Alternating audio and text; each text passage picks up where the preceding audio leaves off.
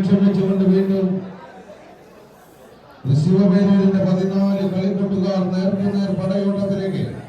ഒരു പുറത്ത് പച്ച പടയാളികളായി ഐലൻഡ് പാമ്പൂർ തൃശൂരെങ്കിൽ മറുപുറത്ത് ചാലക്കുടിയുടെ അമരക്കാലത്ത് സാരംഗി അന്നനാട് ചാലക്കുടി ഓറഞ്ച് വിസ്മയങ്ങൾ.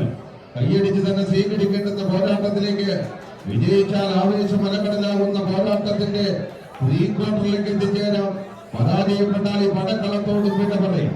ആവേശകരമായ പോരാട്ടത്തിലേക്ക് മതിമതിച്ച് കുതികുതിച്ച് കടന്നെത്തുന്ന കായിക പടയാളികളെ പോലെ ഈ പോരാട്ട പോർക്കളം അടക്കി വാഴുവാൻ ഇഞ്ചോടിഞ്ച് പോരാട്ടത്തിന് അംഗം കൂട്ടുന്ന കളിക്കൂട്ടുകാർ.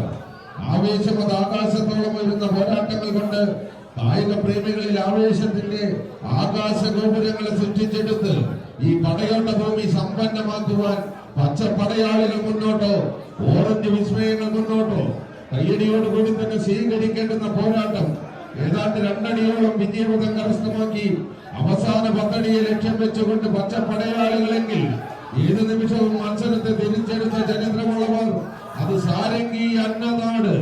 ആവേശ പോരാട്ടത്തിലെ ആദ്യമങ്ങളുമായി തന്നെ ഷാമിന്റെ ശിക്ഷണ മികവിന്റെ തേരോട്ടം പടുത്തുയർത്തുന്ന പടയാളി കൂട്ടങ്ങൾ കയ്യടി താളത്തോടു കൂടി തന്നെ സ്വീകരിക്കുക.